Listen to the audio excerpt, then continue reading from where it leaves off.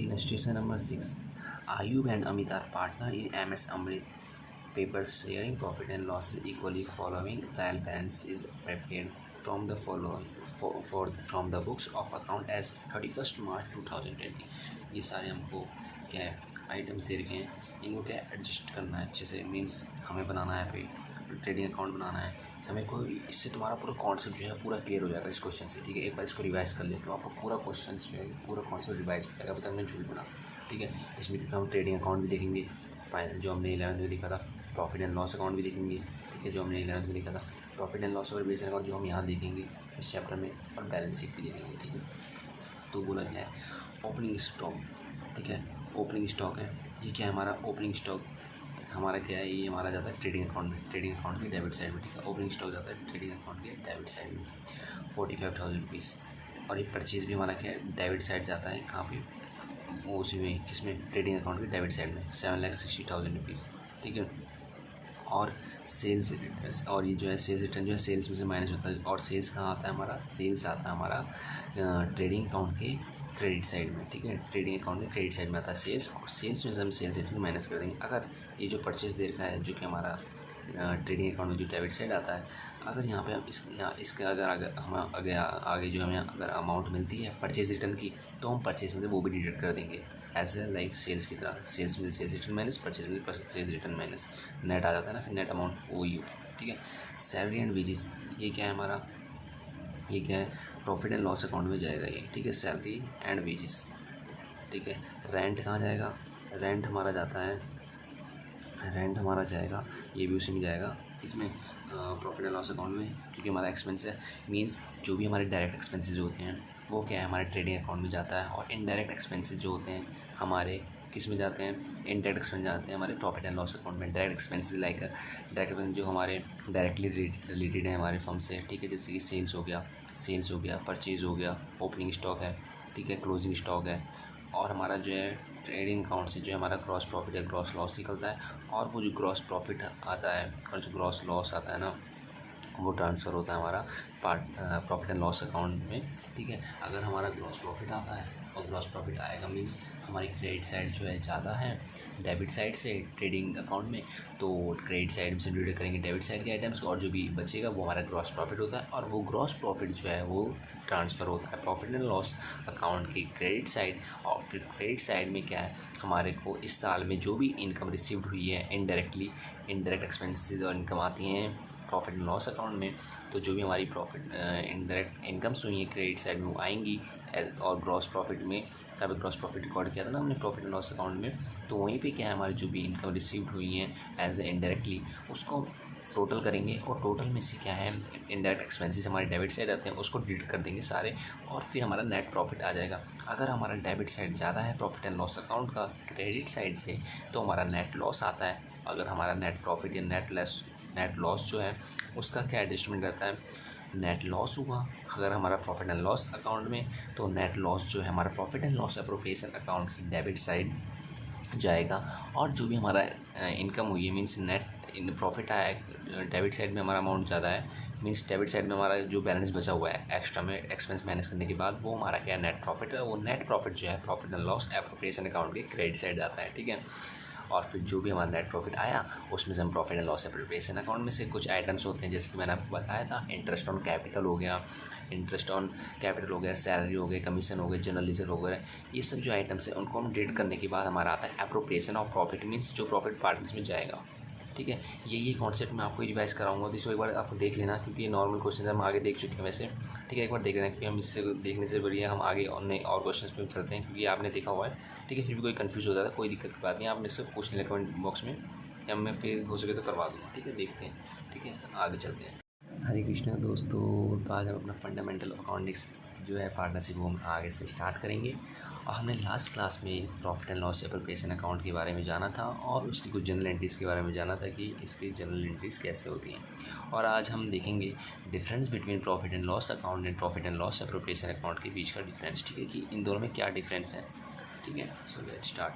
पहला क्या है, बोला क्या है स्टेज क्या होती है प्रिपरेशन जो है प्रॉफिट एंड लॉस की, कैसे कैसे प्रिपेयर किया जाता है प्रॉफिट एंड लॉस अकाउंट और profit and loss appropriation account. ठीक है, first profit and loss account कैसे प्रिपेयर किया जाता है, it is prepared after trading account, इसको प्रिपेयर किया जाता है after trading account. It therefore starts with gross profit in the credit side और gross loss in debit side as per the trading account.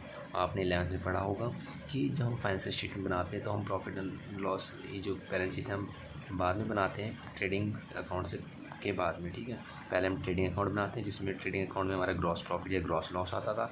अगर हमारा ग्रॉस लॉस आता है तो किस साइड आएगा, वो आएगा ग्रॉस लॉस आएगा, लाइक हमारा क्रेडिट साइड अमाउंट जो है बैलेंस कैरी डाउन आता है, हमारा जो क्रेडिट साइड आता है ट्रेडिंग अकाउंट में वो हमारे डेबिट साइड में जाएगा, जो कि हमारा ग्रॉस लॉस होता है। पार्टनर्स कैपिटल अकाउंट, वो sorry profit and loss app जो अकाउंट है, प्रॉफिट एंड जो लॉस अकाउंट है ना, उसमें से जब अगर हमारा क्रेडिट साइड अमाउंट आता था वो हमारा डेबिट साइड आएगा प्रॉफिट एंड लॉस अकाउंट में, जो कि हमारा ग्रॉस लॉस शो करता था।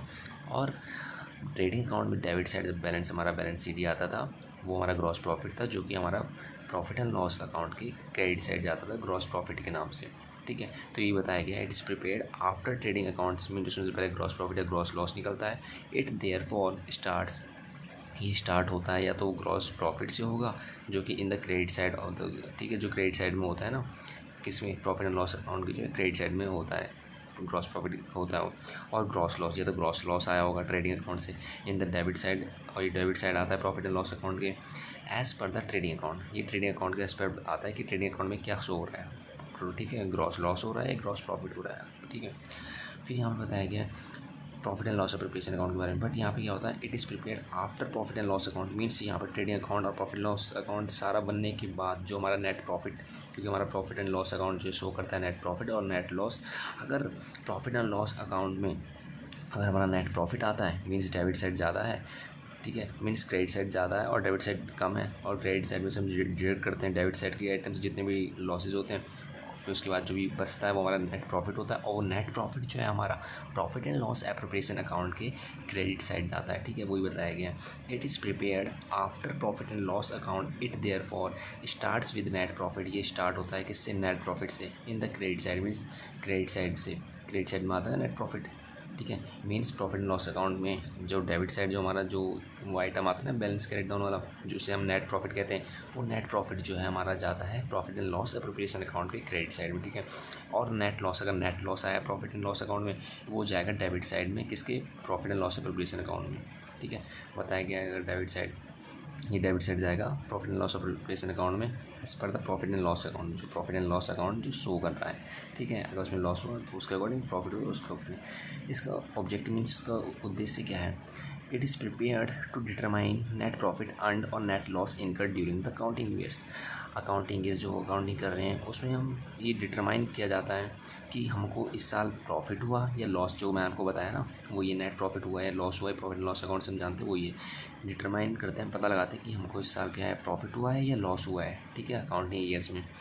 और profit and loss appropriation account में क्या होता है, it is prepare to show appropriation of net profit. यहाँ पे appropriation of net profit means appropriation में जो प्रॉफिट जो बढ़ेगा पार्टनर्स में जो जाता है, जो पार्टनर्स में बढ़ेगा, ठीक है। It is prepare to show appropriation of net profit, जो ठीक है, distribution of net profit of net loss, या तो नेट प्रॉफिट भी आ सकता है हमारा प्रॉफिट एंड लॉस अकाउंट में, sorry profit and loss appropriation account में जो नेट प्रॉफिट भी आ सकता है, ठीक है। नेट प्रॉफिट कब आएगा, जब हमारा क्या है, credit side net, credit side जो है profit and loss appropriation account की जो है क्रेडिट साइड ज़्यादा होता है डेबिट साइड से, सारे डेबिट एक्सपेंसेस को माइनस करने के बाद जो अमाउंट आता है हमारा profit and loss appropriation account में, वो हमारा नेट प्रॉफिट होता है, जो कि एप्रोप्रिएशन ऑफ नेट प्रॉफिट होता है, जो क्या है, जाता है पार्टनर्स को, ठीक है। और अगर नेट लॉस हो, नेट लॉस मीन्स अगर हमारा डेबिट साइड ज़्यादा है according to credit side of the profit and loss appropriation account, उस टाइम क्या है, हमारा नेट लॉस आता है, ठीक है, for the accounting periods among the partners, ठीक है।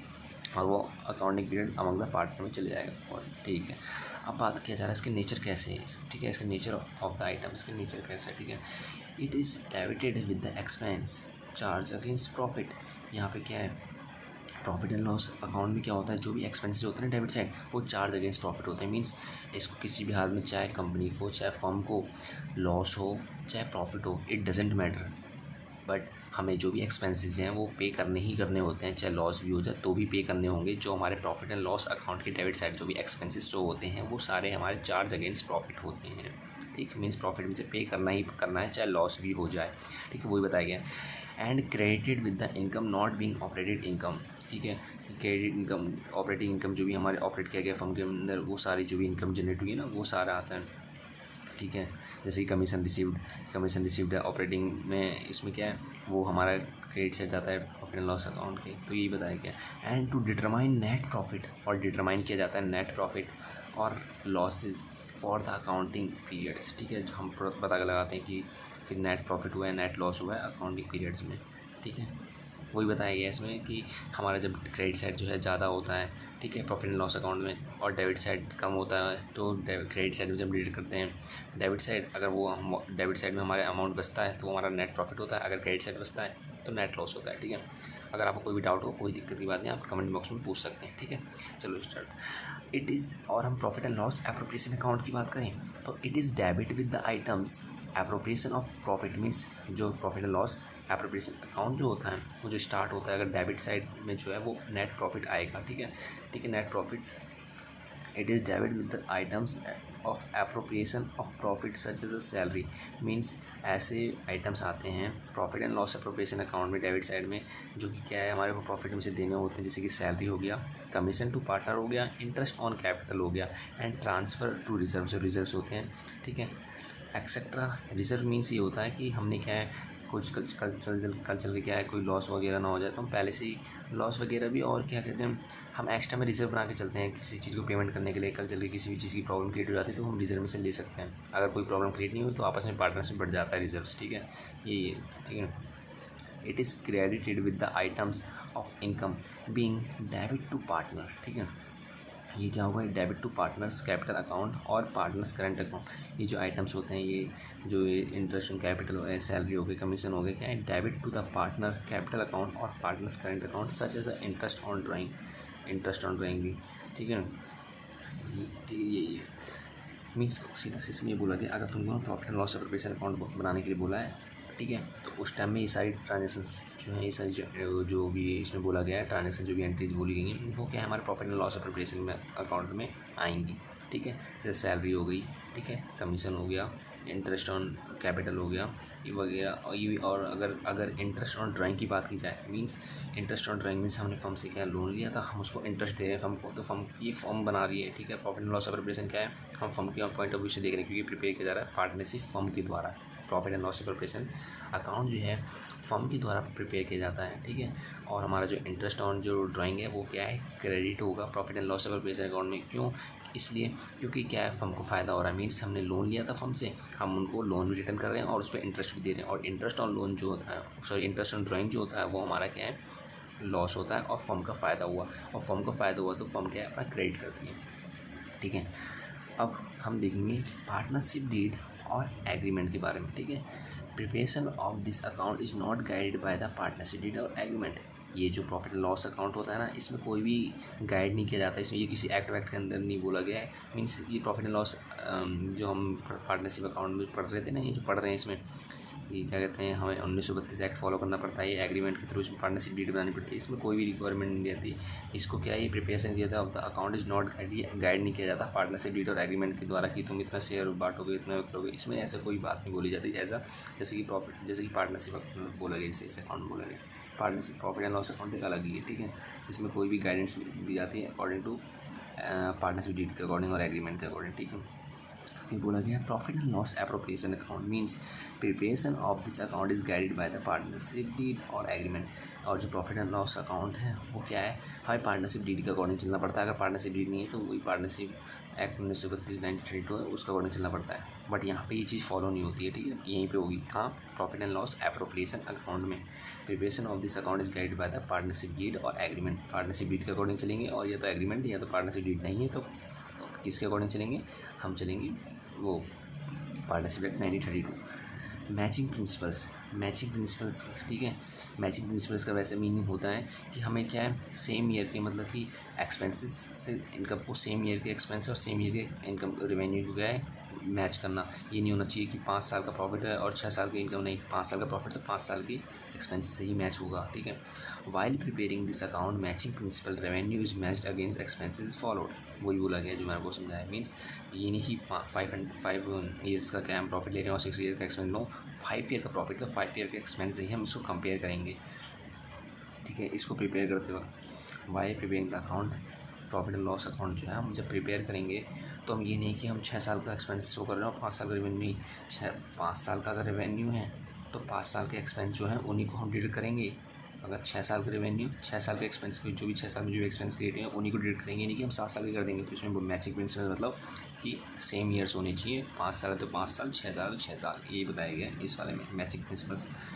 While preparing this account matching principal is not follow, यहाँ पे कोई फॉलो होल्ड नहीं होता कि भाई 5 साल का प्रॉफिट है, 6 साल का एक्सपेंस नहीं, जो भी एक्सपेंसेस हैं डिडक्ट करो, चाहे किसी भी साल का हो, और प्रॉफिट है उसको ऐड करा जाता है, जो नेट प्रॉफिट आता है वही, बस, ठीक है, ये बताया गया है।